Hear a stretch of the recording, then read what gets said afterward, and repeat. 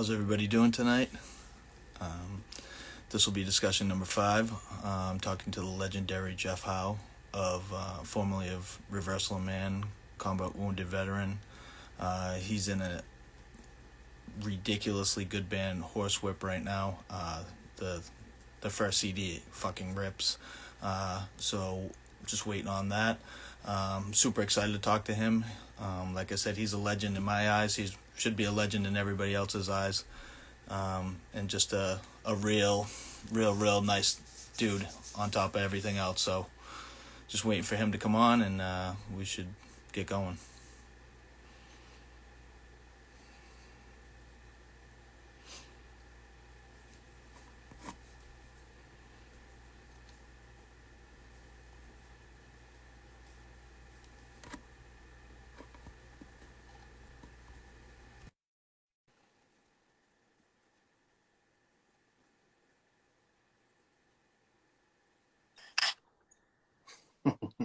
Jeff, how you doing? What's up? What's going on? Not much. How about you? You know, just Sunday, chilling with the family. Yeah, chores. Yeah, a little bit of chore, taking the dogs out. Yeah.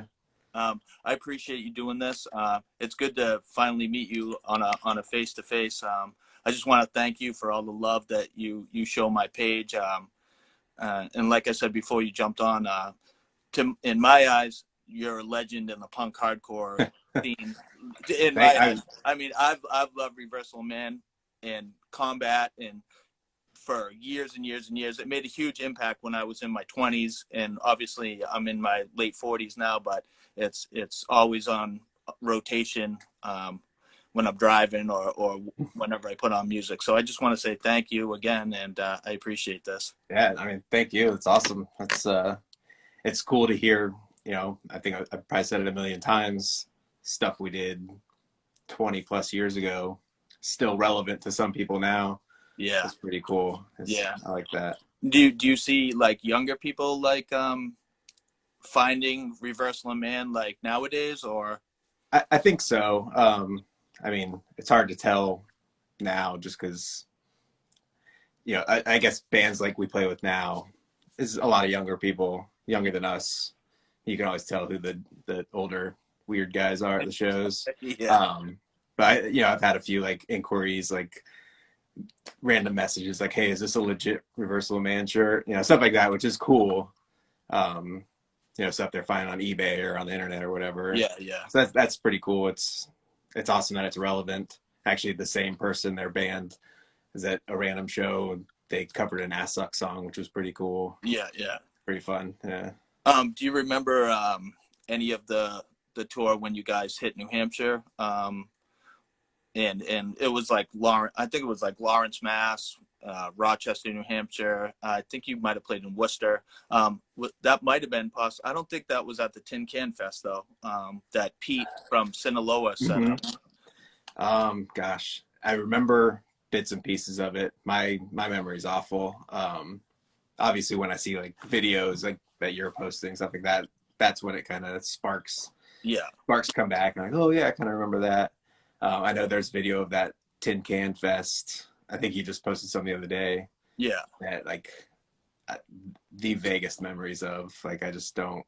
Yeah. It's just so long ago. So much has happened. Oh, I know. Plus, you guys played a million shows on that one tour. What was it like? 50 plus dates in one tour. Yeah, I think 98. The Aslak tour was 52 shows in a row, except for like I think maybe one or two, one that got canceled and one that we left because we weren't going to play. Now, I'm pretty sure that you guys played 2 of the Tin Can Fests, maybe back to back. I think we did. I think one was in Providence and one was in Worcester. I think so. And I think the 2 shows that I saw Reversal was the Rochester, New Hampshire show, and then I saw a Tin Can Fest, not the one that I had just posted, but the one before that in Worcester, which I'm pretty sure Matt was with you guys at that time. Okay, I think so. That's the hardest thing for me to figure out. Is like, when did all these things happen? Where were we at? And I kind of wish I would have kept a journal or something, but I didn't. I mean, you know, I've got photographs, but like half of them I don't know where they're at just because I never wrote on the back like, oh, this was wherever it was. Yeah. Um, Um, it's good that the Pete had done those Tin Can Fest because you played with when you were in combat. You also played at the one of the last Tin Can Fest that he did, which I have video that I posted. okay, that would have been Dan. Dan played in both bands at that time. I wasn't in combat till Reversal Man broke up. Yeah, but I mean, in that video, you're Oh, was that a Tin Can Fest? yeah, that was a Tin Can Fest. That was the last. That was the last one that Pete put on. Pretty sure Huh. it was like one of Orchid's last shows. Yeah, yeah, because we went up and played like the last 4 Orchid shows, I think it was. Yeah. And, like I think Drop Dead played that day. I just Yeah, thought it was a big show, maybe. yeah, that was a good that was one of the Pete knows how to put on fest. That's for Yeah. sure. Um, so can you tell me how you got with the guys from Reversal Man back in the day? So John, the drummer, lived in Orlando. I lived in Orlando at the time. I was in high school, and we did Food Not Bombs together. It was the cooking was almost always at his girlfriend's house at the time, and that's how I met him. And then it wasn't long after that that he asked me if I wanted to play bass, and I was like, of course, you know. And then from there, it just snowballed. And he was already hooked up with Matt and Dan. Yeah, they had already been a band for probably close to a year, and they had recorded. So the only records I'm not on is the demo, a 7-inch and a split 7-inch, I think. Oh, and the 4-way split out of Atlanta, Yeah, like Inkwell on it. yeah, yeah. But those are the only ones I'm not on. I think they recorded most of that in a session or two. Yeah. What year was that in? Was that like I joined in. It had to have been early '96, I think it was. yeah. The first record I owned was the Puritan Reversal Man 12-inch, which blew me away when I first heard it because I had never heard either one of those bands. And I mean, I love the sample before Pilot Gumby. Who thought up the sample about the alcoholic? It had to have been Matt. Had to have been Matt. I don't even remember. Yeah. And that's the other. Like, I wish I could remember even some of the recording sessions from those records. I just don't. Yeah. I mean, so much. I just don't remember. Yeah. So when Reversal ended, how did you get with the guys from Combat? Well, half of Reversal was Combat. At the time, Chris was singing in Combat but playing guitar in Reversal. Dan was playing guitar in both. At that time, they had Jason Hamaker playing drums from Frodis, and our friend Dan Shook was playing bass in Combat. And then Reversal Man broke up, and we just kind of did a lineup change in Combat. And Dan Shook, who was playing bass, just went to vocals. I played bass, and then Chris picked up a guitar for Combat. And I only got to record one record with him, and that was it. What was the record that you were on? The last one was Duck Down for the Torso. Yeah. Nice. And how was your experience with that band? What happened at the end where you guys kind of broke up or whatever? Just kind of. I have no clue. I mean, Jason was living in DC. We were all here. He would come down for an extended period of time, and we would write songs, record, play a couple shows, and that was about all we did. And then it would be a kind of a lull for a while. Yeah. I think it got to a point where we were in a long lull, and Chris moved to New York, and after that it was just it was out of the question pretty much. Now, was your first band that you were in Shroud of Turin, or? My very first, I guess this is my first band, was we were called Adversary, and I think we had a demo and we played a handful of shows. And then I got asked to be in Reversal Man. So I kind of split ways with them, and they became that band Carlisle. Yep. They may have had a couple different members. I really don't remember. But it's the same singer, same drummer, I think the same guitar player. Then I just went on with Reversal. And then just somewhere in there is I did Shroud of Turin with a couple different, couple other friends. Yeah, yeah. I saw on your YouTube on channel that I saw the demo or whatever it was, and I listened to it. I was like, oh, this is like, Yeah. it's different, but it's like it's the feel from that mid '90s, like later '90s Oh yeah, yeah, feel that was going on around then. yeah. So how was the Florida scene back then in general? Because I mean, at that time there was so many. Like I'm jealous because living in New Hampshire. I mean, I lived in Massachusetts and New Hampshire my whole life. Being in my 20s, I saw so many amazing bands that were coming out of Florida, whether it be the Orlando or Tampa Bay area or even further. I mean, just bands like Omega Man or Birdville Omen or even Yeah. Culture and Morning Again. Like what was the scene like back then? Because obviously there's not too many videos of all that stuff Yeah. happening. I mean, I think everyone always takes their own scenes for granted. It's usually later on down the line you realize, oh, we had it pretty awesome here.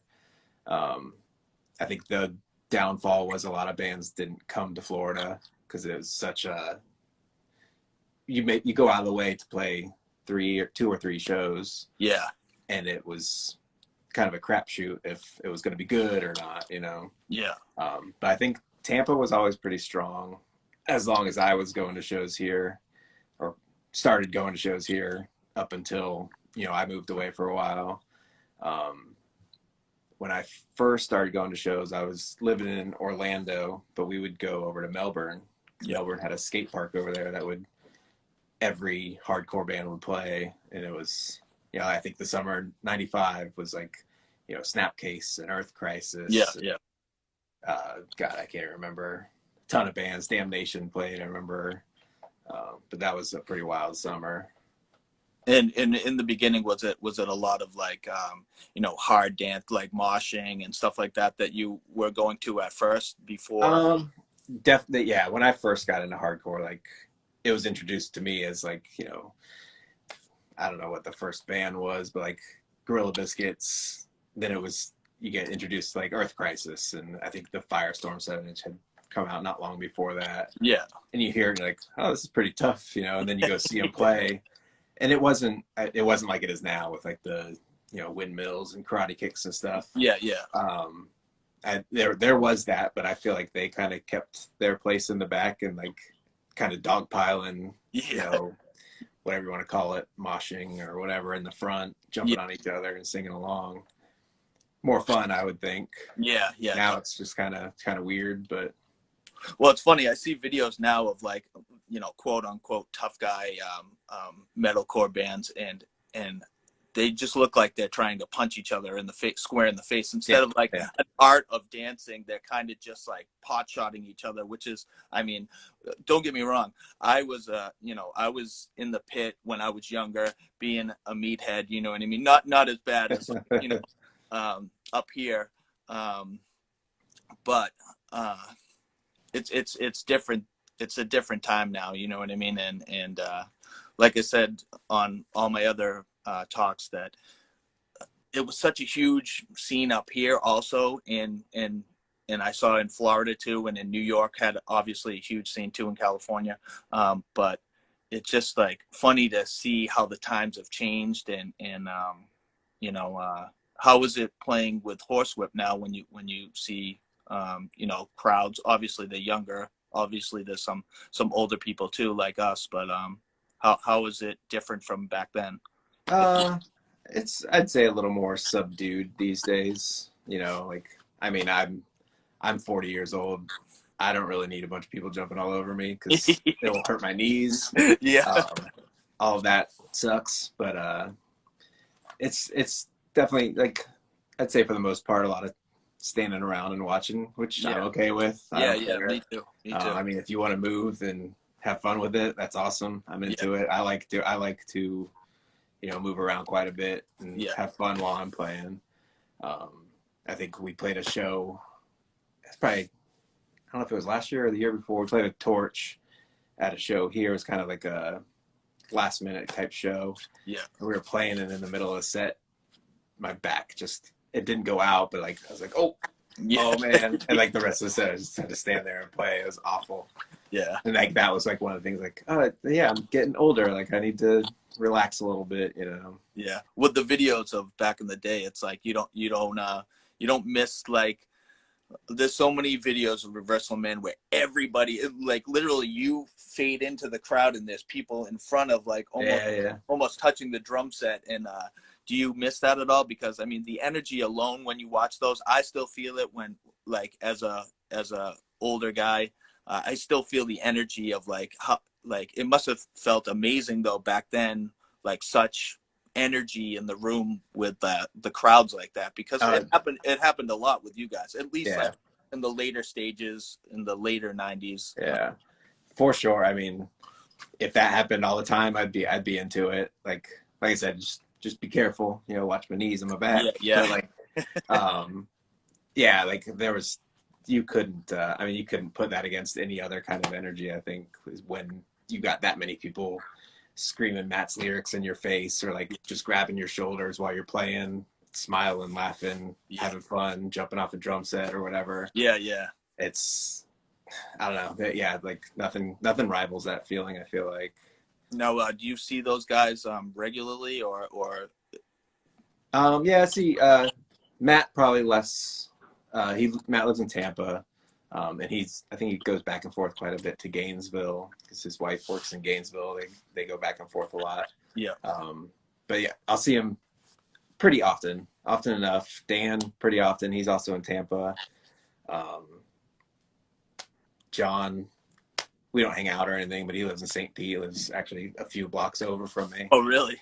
Yeah, he's like way into motorcycles and like old cars and stuff, which is fine. I see him every once in a while, but it's usually just, hey, what's up, man? And we'll usually talk a little bit, but nothing too crazy. Can you also talk about the new Horsewhip album that's coming out Friday? Yeah, I can't, like, it's coming out Friday. It's kind of a split release with Roman Numeral Records. It's run by our friend Paul, and Financial Ruin.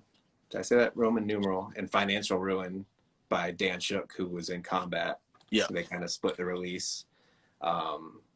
There's pre-orders up now on RomanNumeralRecords.com. It's been, God, we started recording back in December, I think it was. And then obviously things slowed down. I think the pressing plant took a little longer than it normally would have. Yeah. But yeah, it's finally, we've got them in hand and they look incredible. My friend Adam Lowe from Columbus did some photography for it. Sean did all the layout. Yeah. And Sean that plays guitar and Horsewhip and does vocals. Did an amazing job. Looks way prettier than it should because we sound pretty gnarly on it. Yeah. How was it like, obviously because of COVID you guys can't play shows, so how is that kind of impacting the band right now? I mean, especially because you're about to put out a record, and then you can't. Yeah, there's probably no worse time to put out a record than right now. I still see Sean pretty often. So me, Sean, and Alex have gotten together a couple times, just kind of played over some songs. Yeah. Hey, check out this riff, stuff like that. Nothing too crazy. We practice at Alex's house, and he's got a huge, it's like a mother-in-law suite kind of without a bathroom. Yeah. So it's this huge room, so we can stand. You guys can, we can keep our distance, keep masks on. It's not too big of a deal. But yeah, like if Mike was in there screaming, probably not the best idea to be screaming at everyone. Yeah. So I know as of right now, Florida is almost like ground zero for COVID right now. Well, one of the states I know. Yeah, that's what they're saying. I mean, you could it's crazy because you can go anywhere, and they just opened bars last week, and that's a little ridiculous. Yeah. Because they did it before, and then within I think 2 weeks they had to shut them back down because people started getting sick. Yeah. My wife and we own a vegan hot dog cart, and we've been able to go out and do events, but we're all outdoors, and we're able to keep it safe. So it hasn't been too bad for us. Have you guys seen an tick in sales just because people? I mean, they had restaurants and bars kind of like shut down, so you guys probably, you know. Yeah, like it seems like the first time we went out, because we stayed closed from March till I think it was in July is when we went out for the first time. You Yeah. could tell people, I think, wanted a little bit of normalcy, Yeah. you know, besides wearing a mask outside, which is weird sometimes. I get it. But yeah, you could tell people wanted just to go order some food and Yeah. kind of hang out and, you know, wave and just see people too, you know? Yeah, definitely. So yeah, I'd say most of our events have been like pretty crazy. Yeah. So far. So Can you talk about how that started? How you guys started that? so we had it sat on the back burner for a long time. We kind of thought about things that we could do. In St. Pete here, there's like an indie flea market. I'm sure they have them everywhere. Yeah. But it was very popular. It's kind of one of those things like you try to figure out like, oh man, I want to do this. Like I would like to work for myself, you know? Yeah, yeah, definitely. At least part-time. And we kind of thought about, oh, we could do this or this. And then we had this idea long ago. Obviously, it wasn't our idea. We're not the only ones that do it. We weren't the first. I guess our inspiration was there's a vegan hot dog cart in Orlando, and it's been there since like 1997 or 98. Yeah. And that was kind of like, we should do something like that, and but make it a little more of an event type thing rather than just be out on a corner every night. So we go out probably once a week and sell a shit ton of vegan wieners. It's pretty crazy. Now, do you go all over within close proximity of where you're at now? Right? Yeah, mostly St. Pete. We'll go over to Tampa. We did Gainesville Fest last year. Yeah. So we were there for 3 days, like inside like the main venue. Inside it was an outdoor venue, but we're inside the fence of it. Yeah. We went back like any of the kind of local veg fest. We've done a Lakeland punk flea market, and which was actually pretty awesome. So, yeah. Well, that's awesome. That's great. When you guys stopped playing in combat, was there a long stretch before you played in? Was Fathers the next band you played in? What gap? How long of a gap was that between? So combat broke up. I didn't know what to do with my life because that was all I did. That's all I knew for the last 6 years before that. I was still pretty young. So I went to school. I got a license to fix airplanes. And so I moved away, worked for a while, and then started dating my wife in 2006. Moved back here in 2007 and started a band with our friend, this kid Greg, Harold, who sang in Hank Shaw. Yep. And our friend Seth played drums, I played bass, and we did that for a very short period of time. We recorded like 4 songs and played 2 shows. Yeah. I did that, and at the time I was working nights, so it was pretty tough to kind of juggle playing in a band and working nights and spending time at home. So I just kind of backed off it for a while, and then Sean from Horsewhip, Dan from Combat and Reversal, and our friend Mike did Fathers. They recorded these 3 songs that are incredible songs, and once they kind of released it, put it on Spotify or whatever, it was just one of those things like, oh man, my friends made this, like it was really good. And of course I'm telling them like, I love this, is amazing. And then it wasn't long after like, you want to play bass? I was like, of course I want to play bass.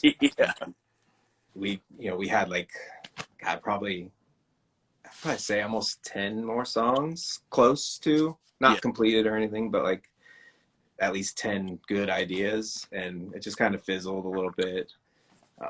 Mike was living in Atlanta, so he was doing all like the keyboard type stuff, all the programming stuff, and he moved away and got a job that was a little more demanding of him, so he wasn't able to go back and forth as much. So Yeah. we kind of put that on the back burner, and Sean and I had talked a lot about wanting to play heavy music again, and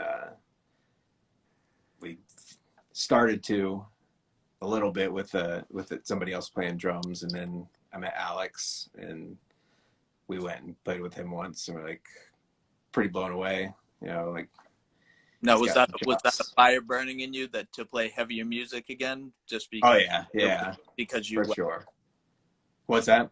just because Fathers is obviously not like Horsewhip is.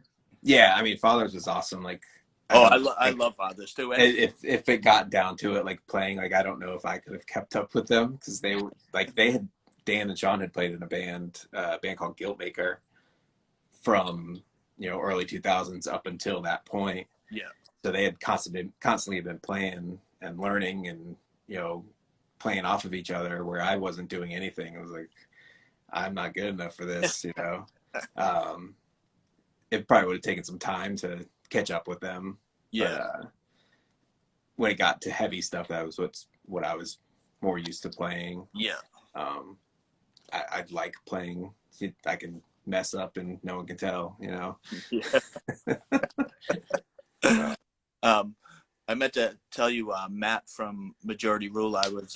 We were talking through the DM, and he wanted to say hi to you and say that you guys helped them out on an early tour that they had, where I think he said 5 dates like fell through for those guys, and you guys helped them out, and then I guess like you guys set up a nice house show at the a end. house show, yeah, I remember doing that. Yeah, Yeah, so I think it was I remember there wasn't a ton of people there or anything, but it was a show. It was a bunch of our friends, so it's kind of like I guess a little party. yeah. And they played. I think we played. I want to say somebody else played. I can't remember though. Yeah, he wanted me to say hi to you though from him. Cool. Yeah, I actually he sent me a message the other day. Oh, because I ordered the new No Man record. Oh yeah. So he sent a quick thank you. It Yeah, was cool. yeah, Which is amazing. It's an amazing record. It's so yeah, good. definitely. No man is Yeah. the good thing about it is it's like everybody's getting up in age, but everybody that I've talked to is still making heavy music. I'm jealous of it because I was in like a few little minuscule New Hampshire bands. We played, maybe in all the bands I was in, maybe like 35, 40 shows. Mm-hmm. But it's like, I think it's amazing that people are getting like in their 40s and still making heavy music and having a good time.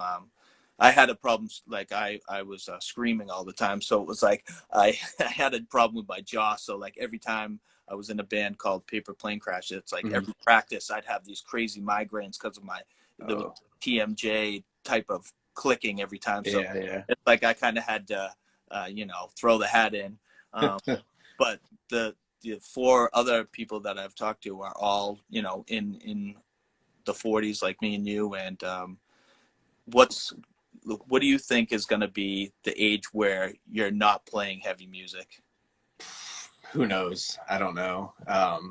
It's funny you talk about like screaming. Like Sean, his voice is awesome, but also he's a trained singer from when they were in Guiltmaker. Yeah. So he's kind of changed that into being able to scream. Yeah. And he's unstoppable right now. It's pretty crazy. I mean that first Horsewhip CD is like surprisingly heavy to me, because I didn't think it was going to be so heavy. It has like a tinge of like crust in it, and like it's just really really heavy, and it blew me away when I first heard it.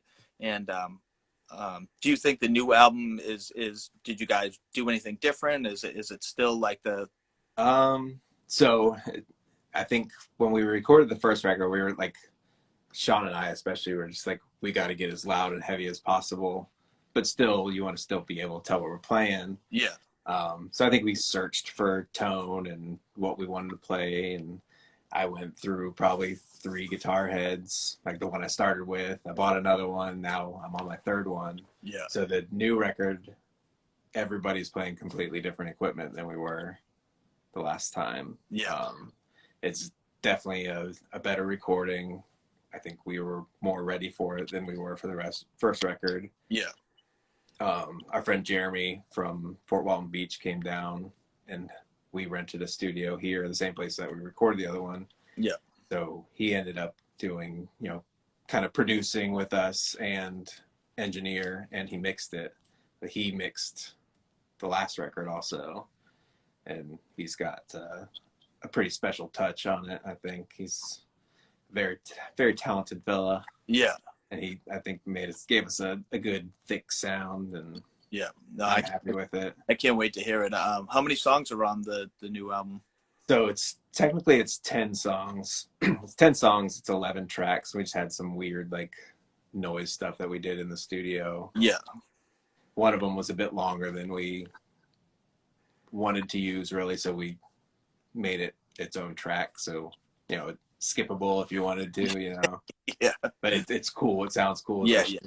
Like in headphones and like loud as hell. And Yeah. it's pretty cool. When you guys did that little tour for the first album, how hard is it now that you're married, and I don't know if the other guys are married or have kids, or like how hard is it now being older and trying to do a tour now? I mean, I definitely couldn't go for 52 days again. Yeah. But yeah, like it's not like I've been at my job long enough that I've got good time off, and I can just put in for vacation, and it's no big deal. My wife grew up in the punk community too, so she knows, she'd gone on tour when she was younger too, so she knows the drive to want to do it, and stuff like that. Sean has a 13-year-old. Oh wait, is she 13 or 14? She may have just turned 14. So he's got a teenage daughter. Yeah. Mike has 2 kids and married, and Alex and his partner, they have a million dogs. So Yeah. That I was just wondering, because it's, for me, I have 2 daughters and 2 dogs and my wife, which I was going to ask you too, if your wife liked the music you've been playing, because in my wife can't stand it, doesn't understand it. Like she's gone to shows I've played, and she's gone to other shows, and she just can't like wrap her head around what this like close-knit community is. Mm-hmm. You know what I mean? And I was going to ask you about your wife. Yeah, like I said, she grew up in punk music too. Like her and her friends used to just travel all over. Like they'd all pack into a minivan and just travel. It's pretty crazy. Yeah. I don't think she would just put the record on and be like, yeah, I'm gonna listen to this. Yeah. But I don't think she dislikes it. Yeah. She's very supportive of it, which is awesome. Yeah, definitely. It's very helpful. I think everyone's partner in this is very supportive of what we're doing. Yeah. And that makes it a lot easier. I know I was bummed out when you guys toured. You only went as far as New York, I think. And I was like, I saw the dates and I was like, oh yeah. And then I'm like, oh, New York. I was like, oh. Our threshold is, I think we were gone for 9 days, and that was about what we could do. Because Mike, he works for himself. So if he's gone, there's no income. So he pretty much told us, like, we got a week. So we sandwiched a weekend between 2 weekends and went as far as we could. And we had some brutal drives to get that far, Yeah. How many? It was 9. Was it 9? It was, I want to say it was, I can't remember. It was either 8 or 9 days, maybe one less show. Yeah. And like the last show we played was in North Carolina. Then we had to leave the show and drive straight back home. Oof. Yeah, it's pretty brutal. It was pretty awful. And that was the same time that Jerome's Dream was doing their tour, right? They were. Or did you guys? I thought you guys played with them, didn't you? We did, yeah. When they came and did the Southeast, we played Florida shows with them. Yeah. But I think they had already done a tour of that, like Northeast stuff, but they didn't come to Florida or anything the first time. But they did Florida with Gouge Away, us, and Soul Glow. It was that's awesome. Pretty awesome lineup. Yeah, good lineup. Yeah. Now, are you digging those newer bands like Gouge Away and Soul Glow? Gouge Away is awesome. Soul Glow is awesome. amazing live, obviously. So Yeah. much energy. Same, like, it was cool to see Jerome's Dream again. Like, like, and, I hadn't seen those guys in 20 plus years. So it's Yeah. kind of neat to like roll up to the first show and like, hey, what's up? And you also did the Micro Spy podcast too. Yeah, yep. That was Which, pretty cool. It was fun to talk to Eric for a while. yeah, it's good to see those guys like back in. And then the new song that the one new song that they put out is really good. Yeah, yeah. More my style. I mean, I didn't mind the vocals like after you. I forget what the record's called when they kind of he switched the vocals up a little bit. But now, then they play live and it's a screamier style. Yeah. And, I think he was like used a microphone, like playing it through another amp. At first we were looking at him like, what's going on? Because he wasn't using the house PA. Yeah. Like, it was cool. It was fun. Like, same thing. Like, it's just kind of set up like an old punk show, Yeah. like they set up on the floor, which I love. I love that kind of stuff. But it's kind of hard to talk, the sound guys until, hey, you care if we sit up on the floor and smash your microphone around, so people don't get too into that so much. Yeah. I love that. I always talk about basement shows. I love basement shows. There's not a ton of people, but it's always like a good time at a basement show. Yeah. Was there a lot of basement shows in Florida back in the day, or? Well, there's not very many basements in Florida, just because our soil is sand. Yeah. There's one that I know of in Tampa, and we played it. We played that. Reversal Man played with One-Eyed God Prophecy in that basement, and that was pretty incredible. That was a show for the books. I know. I wish like people documented more stuff, because the stuff I see on YouTube and especially on your YouTube channel, it's like I saw a million people recording stuff, and then you never see it though.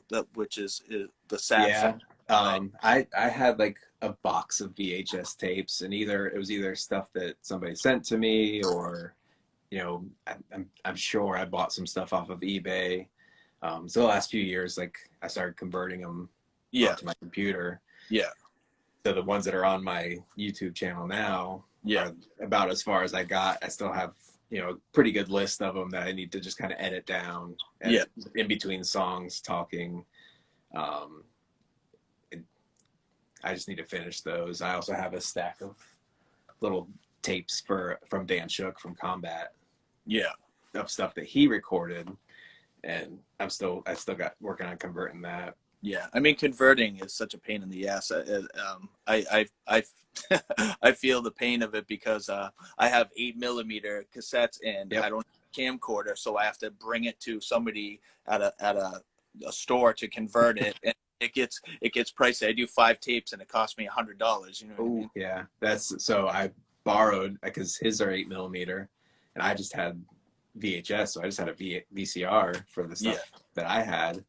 But he had all 8mm tapes, so I had to borrow a camera from another buddy of ours here in St. Pete.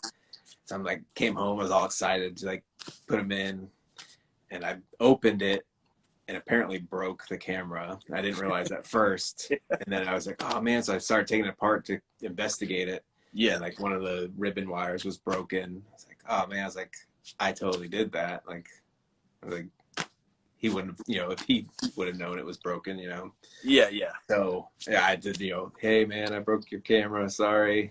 Well, that's what I'm scared about, because I always see cameras on eBay for, what X amount of dollars, and I'm afraid if I buy one and I put my tape in, it's gonna eat the tape right away. So like, I'm always looking for like brand new stuff online, but I mean, they have the big 8mm, almost like a VCR type thing for 8mm. It's like $500. It's crazy, yeah. $500. I ended up like taking my chances and bought an 8mm camera, and that's what I've been using. So it's working. So I told our friend that I broke his camera. I was like, I'm just gonna give you this one when I'm done. Like, and I think I spent it was like maybe $75 plus shipping. Yeah. But it was a real like, I was real hesitant. Like I'm gonna spend $100. Like, this, it might not work. Yeah, that's what's keeping me back. But I probably should just do it anyways, because I think I still have maybe I don't know, maybe 12 more tapes that I need to convert. And plus I lost a bunch of other stuff on Yeah. top of it. So, I mean, it's frustrating because I could put a hell of a lot more content on my page, but it's just, I lost half of it, and the other half is sitting on 8mm just, Yeah. so, Yeah. That's, I think one of Dan's first ones, he had like, can't remember what was the tape was, but it got towards the end of it and it just stopped. I was like, that was weird. And I pulled the tape out and the tape was broken. yeah. So like it had probably been split for a long time, but it was, Yeah. at the end of the tape. So it's got, Yeah. that much tape around it, holding it on. And when it got to it, it was just like nothing. Well, that's the thing with being older too. I don't think a lot of younger people know the struggle of setting up shows and I mean, I set up shows in Haverhill, Massachusetts, and I literally had to handwrite letters to bands being like, hey, will you play the show? And like, hey, I know you're from Maryland and this is a stretch, but can you put the show up in Haverhill, Massachusetts? And AOL Messenger, like way back in the day, and it was just Yeah. it's not as easy as it is now. I booked most of the shows for our tour last year, and that was, as probably as easy as it could be, just sending Facebook messages or emails or whatever. And I don't ever want to do it again. Like that was awful in itself. Yeah. It's just, I think mostly like, you're waiting for somebody's response and you don't hear back. I was like, man, if somebody emailed me, I was like, I would do my best to get right back to them. Yeah, definitely. But people were taking so long. So hey, is this cool? Will this work out? And like, you feel bad, like you're bothering them. Yeah, you're like pestering them. Yeah, exactly. Yeah. I mean, I do the same thing. Like now, I feel bad if I ask if I haven't heard, but then somebody will be like, "Oh, sorry, I meant to reply, but it just." Yeah. But I'm the same way. I feel like I'm like pestering somebody if I ask again. Yeah. Sorry to bother you, but yeah, just let me know something. Yes or no, I don't care. How was the going back to reversal? The 403 comp. Do you know how that happened with you guys? Because that was like that was insane to me when I got that in my hand way back in the day. God, I obviously Steve Heritage put it together. Him and our friend Diana are the ones that owned 403 Chaos. And he just got, a ton of Florida bands to, I think everyone either had a song that wasn't released on something or is a different recording of it. Yeah. Which was our case. I think the song was a different recording, but that song also made it onto the LP. Actually, funny story is I was in a record store yesterday and they had 2 copies of it. Really? Wow. For like $2 or something. Really? And the best part is the cover of it is not even a Florida band. It's the old singer from Cave-In. Yes, that's right. It's my friend Lauren took the picture. She always thought it was kind of funny because it's not a Florida band on the cover of this all Florida band comp. I was at the record store with my friend Brian. He picked it up. He's like, "Is this the story you were telling me about?" I was like, "Yep." Now, what made them go with the Cave-In picture though? Don't know. Yeah, That would have been all Steve Heritage. Yeah. Wow. Yes, I know. It's a great picture. I noticed that back then. I was like, but I love that. I love that compilation. It's one of my favorite compilations. There's some good songs on it. Like I think the Discount song is probably one of the better Discount songs. There's a ton of good stuff on it. I mean, I was a huge Early Grace fan too. And which is weird because I read something that there's a member of Early Grace in Horsewhip. Is that Sean was in Early Grace. He sang in Early Grace. Oh, no kidding. Yeah. I saw Early Grace in Lawrence, Massachusetts with Cave-In way back when. But I was a huge Early Grace fan. Yeah, they were great. I love that. I love that record. It's so good. Yeah, they were awesome. It's funny now, like it's just weird, like thinking about how long ago some of that stuff was, and we talk about it sometimes. Yeah. But it's pretty crazy. It's it's weird, I guess. Yeah. I mean, like I said, my memory is bad.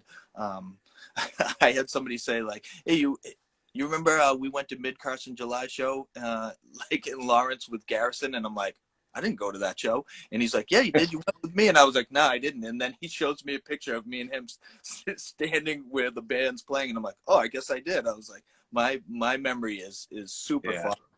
fun.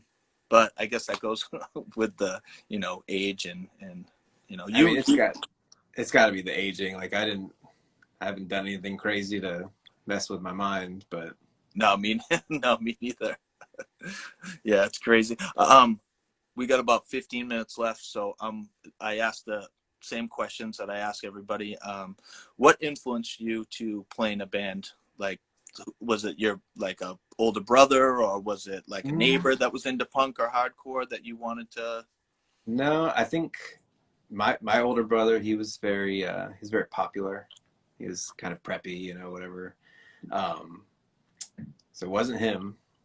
It was probably just me, and my best friend lived down the street from me, and we kind of got into stuff at the same time. Like either he would figure something out or I would, and we both really got into metal at first. And then from there it was, progressed into skateboarding, and skateboarding we ended up meeting this kid Ryan that we skated with, and he's the one that introduced like veganism and straight edge to us and stuff like that. And it's pretty neat. I gave me my first tape that had like a bunch of straight edge bands on it, which was cool. Yeah. But yeah, it was probably the two of us just kind of making weird noises. Just kind of discovering stuff on our own, and he had a guitar and I had a bass, and we'd play around, and never anything serious until a few years later. But that's awesome. What was the first punk hardcore show you attended? So I watched your other videos and I was trying to figure this out. I know I've been asked the question. one before you started playing though. What was like? Say you went to a show before you started playing. What was like, your? I definitely remember like local band shows. One in particular, because I was talking to my wife about this yesterday, is the best I can think of. Is I was really young, so I was trying to put a time frame to all this. So the first concert I went to was Metallica in 1991. So it was definitely before that. Our parents would drop us off. We said we were going to the movies. Yeah. We wouldn't go into the movies. And there was like I don't remember if it was like a sandwich shop or maybe like half restaurant, maybe a bar on the other side. Yeah. The bands would play there. And this band was playing. They were called the Mealworms. And I recognized the bass player because he was in a drama class with my brother. I just remember he was tall, he had like big like Robert Smith hair. Yeah. And they were a punk band. But I remember seeing it, I was like, this is pretty cool, just something different than I was used to, So that would probably be one of the earlier ones. But probably one of the earlier ones for me that made more sense was they would do these a ska fest basically, but they'd always throw in a couple like hardcore bands. Yeah. And John, the drummer from Reversal Man, and Jason, who played guitar with us for a while, their old band, when I saw them play, that was probably more like blown away, like playing fast punk and like hardcore. They were called Greening. I think it's on Bandcamp somewhere, but you should look up. They were fucking incredible. I always hear the band Scrog down there. Was that a big?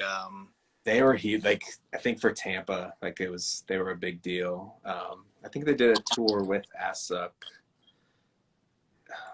I think it was with Assuk. So I actually ended up meeting somebody from this dude from Birmingham through motorcycle stuff. And I posted something about a Scrog reunion a few years ago. He's like, "Oh, my band played with them in Birmingham."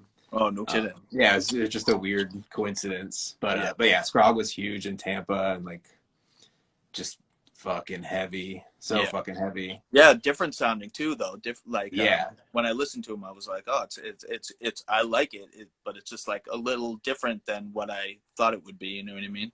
Yeah, and I think probably one of the more popular things here for them, like instead of like a circle pit or whatever, it would just be huge dog piles. Yeah. Everyone singing along, and like it was, of course, a Scrog pile. Yeah. And I think it was their last show was at like a small bar, and the ceiling collapsed, and like had to shut the show down. Yeah, had to shut the show down. Then Jesus. they ended up playing I think it was a reunion show, and I think they did it for Matt Copeland's wedding. Oh, nice. They played at a, a bar in Tampa called New World, and somebody broke their wrist at that show, I think it was. So it just got fucking crazy all the time. Yeah. And then the last time they'll get together every once in a while and do like a reunion. They played like this metal festival thing. By now it's probably 4 or 5 years ago now, but like on this really tall stage, so it wasn't as fitting, but Yeah, they were not still amazing. You know, they're still great. Wow.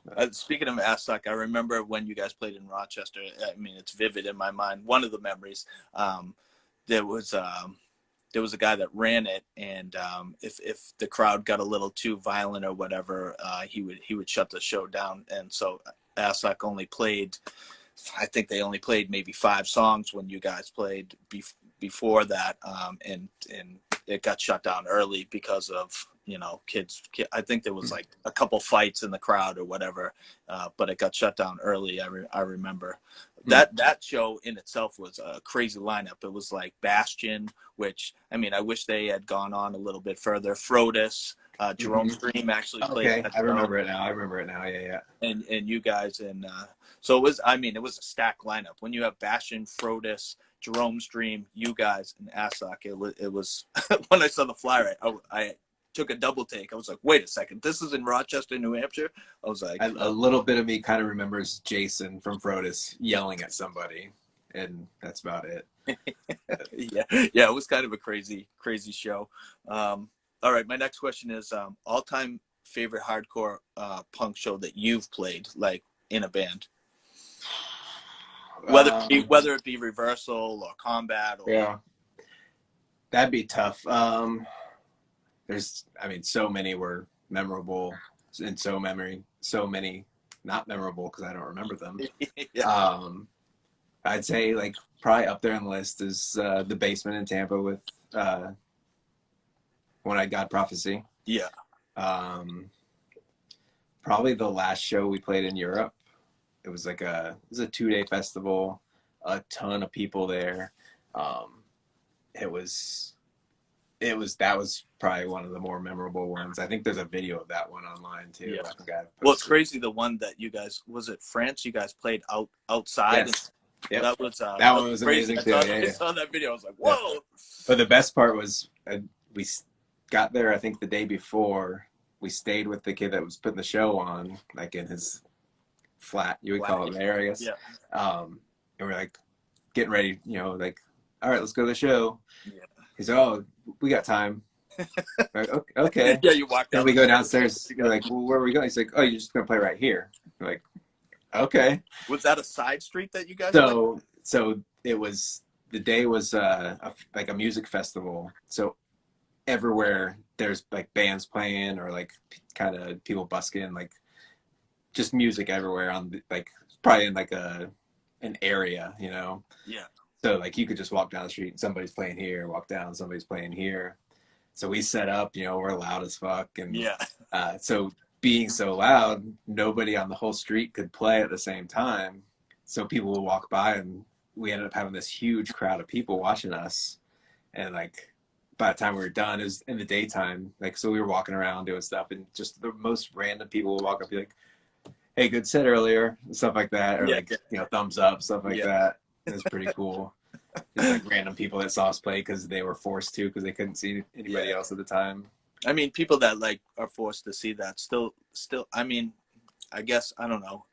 You could still feel the energy though. Matt was such a like a madman live that, I mean, I feel like anybody that didn't like the music would still be attracted to just watch because of the spectacle. Oh, for sure. Of itself. You know what I mean?